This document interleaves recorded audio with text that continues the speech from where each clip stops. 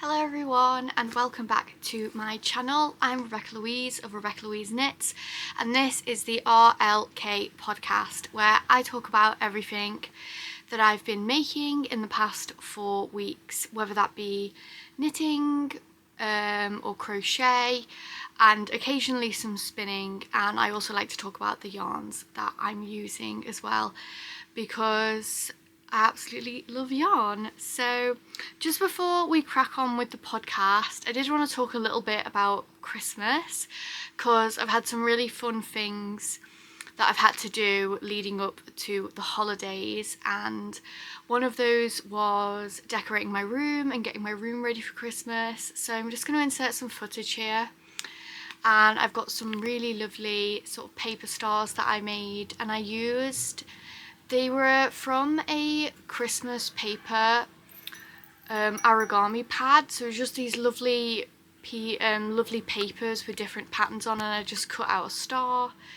I used a template and I got all these lovely different colours, and then I just used a lovely green velvet ribbon to thread them through so I could hang them up. And I've also got my knitted paper chain, I guess you'd call it, or just knitted chain, I'm not really sure, but that I knit a few years ago that I've got up. And then I did get some new things for my bed as well. I got some really nice cushions and this lovely new bed set from a company called Fern, which I got at Dunelm. So that's my room, and I'm all ready for Christmas.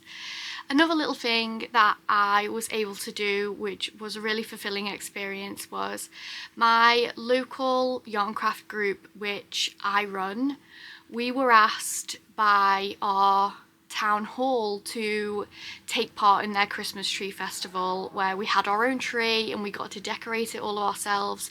And so all of my members got involved with my yarn craft group, and we made some lovely decorations. And I want to show you a picture of the tree because I just think it turned out so beautifully. And I did also make the angel, which I was really happy about because she actually turned out okay. There were a few mishaps with the glue gun, but I got through it. And so yeah, I was super happy with how it turned out, and everyone was happy with it as well. And it was just really nice to take part in something that a whole town was doing around the holidays as well. And yeah, so that was really lovely. That's it for my little Christmas updates. Let's get on with the podcast. And so first up, as we know, I always do finished objects, then I move on to works in progress, and then acquisitions. But I don't actually have any acquisitions for this podcast. I haven't been buying any yarn. I have been using up a lot of stash, which does feel really good. But yeah, I don't have any new yarn to show, and I'm just sort of getting it out of the way now, just so you can enjoy like the whip section, and then I won't be like, oh, there's nothing else to show. So yeah, I did technically buy yarn, it just isn't here yet. I did order a dyed to order sweater quantity from Zakami, but of course that's going to be coming in December because it's dyed to order, so it's going to take a little bit of extra time. And so I will have that to show in the new year in January's podcast, so that's something to look forward to. But as of today, there aren't any, I'm afraid. So let's crack on with the finished objects, which is actually only one, and it's what I'm wearing. So this is my self-drafted shawl, and you may remember it from the last podcast. I was about here, I think, on it. I'm going to insert a picture of me holding it out properly so you can see its full length and span. But yeah, so again, if you remember me talking about it last time, the garter section is from like 2 years ago, and I put it in a bag and I put it away, and then I got it back out a few weeks ago, and I thought, what can I do with this to turn it into something? And I did always want it to be a shawl, so I decided to stick with that idea. And then I went on to this really lovely fisherman's rib section, which is my first time doing that stitch, and I absolutely loved it. Absolutely loved it. I did find it slightly easier than brioche, but of course you get the same effect, so it's really nice to sort of have an alternative that I think I prefer, because I absolutely love this stitch texture and it's like structure as well. So I'll just take it off and I'll give you a little bit of a close-up. Sorry, I'm getting a bit of, it's very, very sunny coming into my window where I am, so I'm hoping I can show you. But it's got those lovely, that lovely rib texture, and then you see all here, it's like those little, they do really, it does really look like fish bones, which is so interesting. There we go. And yeah, just absolutely loved it. And again, the yarns are all from Zakami, other than this section here where I've just done like a crocheted braid in between the two different sections to give it some sort of like defined line, as you can see there. And then what I did, and so this yarn, these two purpley colours, there's a really dark one and then a lighter one. These are both from Ducky Darlings, which was a part of a sock set where I got one big skein and then two 20 grams, and they're just the 20 gram colours purple. So that's Ducky Darlings. I will put all the details below. But as for the rest of the yarn, the garter section is the Merino DK and the Baby Suri, both in the colour When Spirits Meet. And then I don't really know what the names of this pale one is. I got this colour in Woolly Good Gathering, the first year that they did it. I got this colour from Zakami's like discounted basket.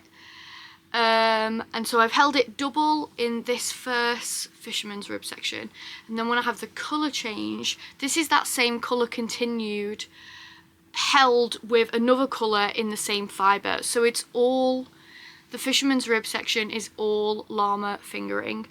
And so that one carried on, held one with one other colour, which is Jinn.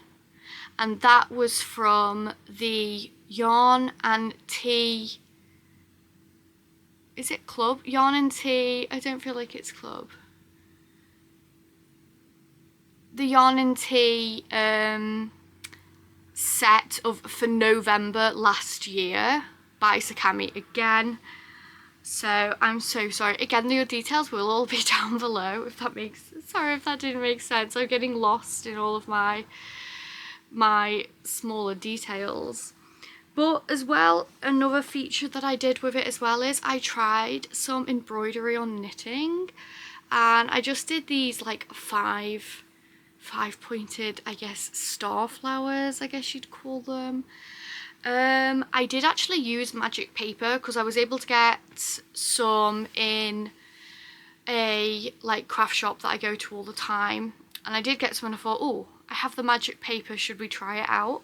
And it was an interesting experience. So I laid it out and I started to embroider, and then when I was like sort of finished, it wasn't easy to stick it onto knit. Of course, it is magic paper is adhesive. You like peel it off. It's like that thing, and then you stick it on. It was a little hard on garter stitch, I must admit. It basically just kept coming away, and so I had to sort of freehand some of the ones that were up here and just sort of stick with what I'd done. But then, of course, I dissolved it in water and it started to disappear. But something I wasn't really expecting, which is a bit of an oversight, I think, is that it got a little bit sticky. And it was a bit like, so it dissolved. And yes, it's adhesive, so of course it goes a bit gluey. And I was a bit, oh, I don't like that. And I was really, really worried that this was going to dry, sort of like tacky. So all I did was I got some fresh water and then I soaked this in like different water so that it got all of the residue off it. And then I just let it dry, and it did dry really quickly, which I was happy about because I got to wear it as soon as it was done. And yeah, so very, very happy though. And again, all the stars are just done with the yarns that were all included in the shawl. I just used whatever. Sorry, my camera cut me off. So as I was saying, all the yarns that I used for the flowers were all the initial yarns that were featured in the shawl itself, and I just used whatever leftovers that I had and small pieces of the yarn that was left over once I'd finished the main piece. And yeah, there she is, and she is so comfy and cozy because of course I just can't get over how sort of full and bouncy fisherman's rib is. I have a brioche scarf that I've already made before, and it really has the same feeling, but I'm really enjoying it on a shawl and in this yarn particularly. Zakami's base for llama fingering, it's just really, really soft and beautiful, and it has its own halo even though it isn't technically a mohair, which I just totally love. And yeah, and there is that, I just remembered as well, there's like random mohairs in here as well from like my stash because I ran out of the baby Suri. And yeah, it's just a real feature piece. There's so much going on in it, there's so many different yarns in it that I'm just grabbing here and there to try and make it work, and it just turned out really, really beautiful, and I'm so happy with it. So let me get this back on and we can get on with my works in progress, which there are loads of. Because I've done quite a few things. I've reworked something and I've cast on new things, and so there's a lot going on, but the thing I am most proud of in my works in progress category has to be the progress on my Dagmar, because last time it was literally just here. So here's the back now, and of course I've picked up for the right and the left shoulder, and sorry, that's my cable needle. Looks like a fisherman's hook. And yeah, so here she is, and I'm absolutely loving her. It's been really, really fun, and I'm really enjoying the cables on it as well, and so it's been great. It's been nice to do honeycomb again. I really do like it. It's one of my favorite cables, and it's my first time doing sort of this much cabling. I've never done a whole garment like it in this before, so I'm really excited to see how it turns out. I am hoping she grows when I block her.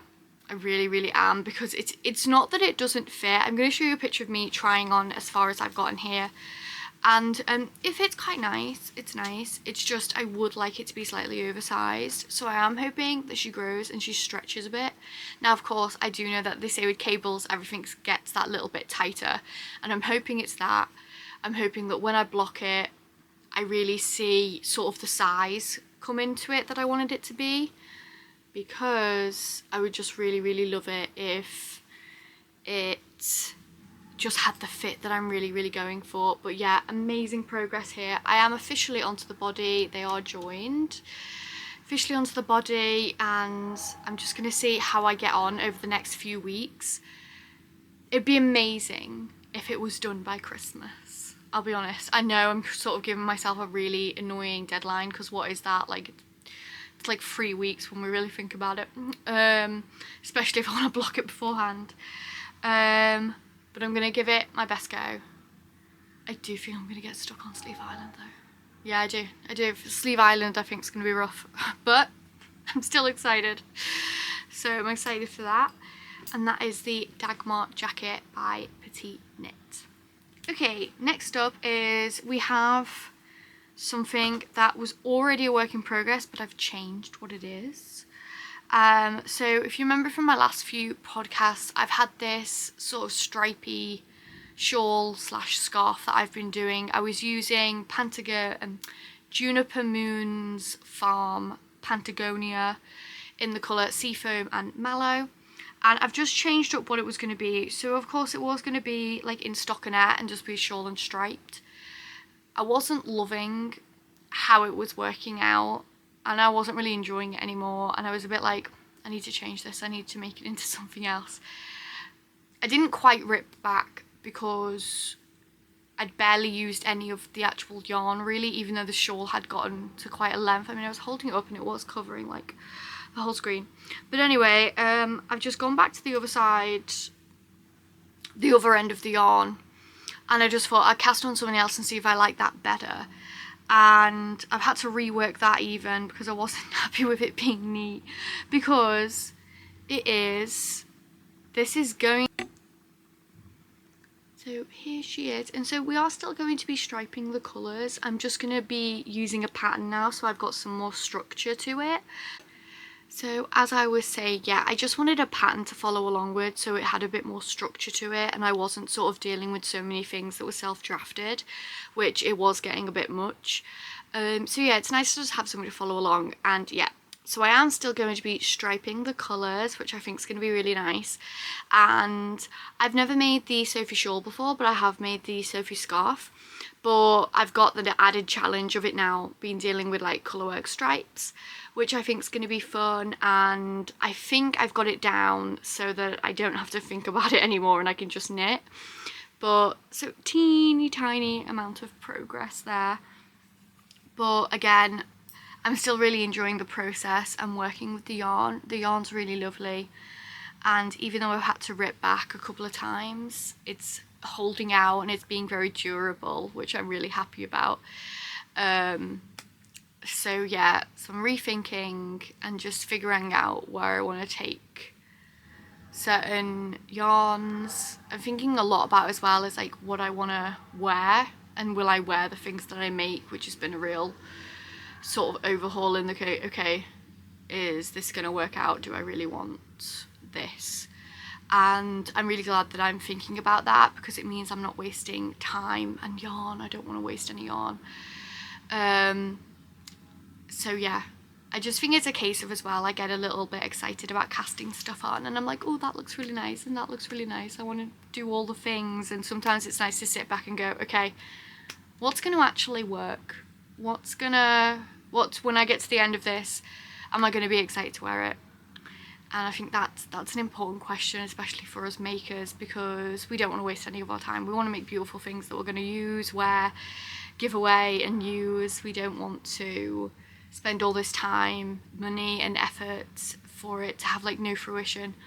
So yes, next is, again, I think it is technically progress, because last time I only showed my swatch. I've officially started the WestKnits mystery knit along, which of course is a beautiful, beautiful shawl. And I don't think I'm ruining anything by showing this. They have started to show full pictures of the shawl, and a friend at my yarn crap group as well, she's already finished hers, and so I was like, right, so I've definitely seen all of it now then.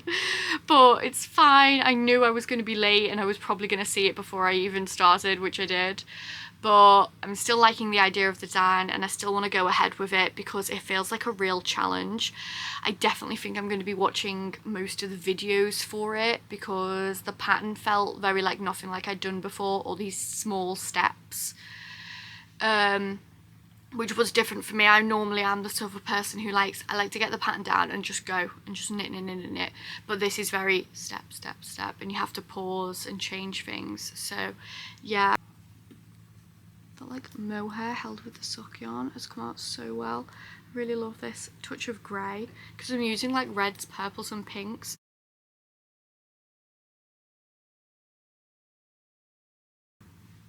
So as I was saying, it's just really nice to have that lovely accent colour added in, and this really sort of moody dark grey, which I really, really love at the minute. But yeah, teeny tiny amount of progress. I was prioritising getting the shawl finished and the Dagmar, which I've done, so I'm really happy about that. This is something I think I'm going to go back to over Christmas, when I've got a bit more free time and it feels more leisurely, instead of I've got going here, there and everywhere. So I am going to try and commit, and I want to stick with it. I want to finish the shawl, so I'm going to get on with that. I'm going to link all the yarns that I'm using for this below, because there's quite a few of them, so I'll put them in the description at the bottom. Next up, I have something very fun. I'm making the Fat Fur Hat by Spektakelstrik, and this is how far my progress I've got. I basically just need to do the decreasing on the top and the bottom here, and then of course it folds into itself. Fun brushed mohair sort of oversized beanie, and it's beautiful and so full of life. And I'm using this absolutely gorgeous green colour. Oh, it's just not doing it justice on my camera, but it is, I'm struggling how to pronounce it, but I think it's Cumulus. by Fyberspates, and it's very, very fun and very, very fluffy. It is, what are you again? Oh, it's 74% baby Suri alpaca and 26% mulberry silk. Now, if you know me and you know my fluffy fibres, I absolutely love mulberry silk. So if I see it on something, I usually do think, do I want to buy this? Is it nice enough? Do I want to get it? But yes, just a really, really lovely minty colour. I think it is called mint, and it is absolutely lovely, as you can see, and I cannot wait to brush it out once I finish knitting it. I think that's going to be really, really fun to make it all fluffy and a lovely hat for the next few months, because of course it will be getting that little bit colder.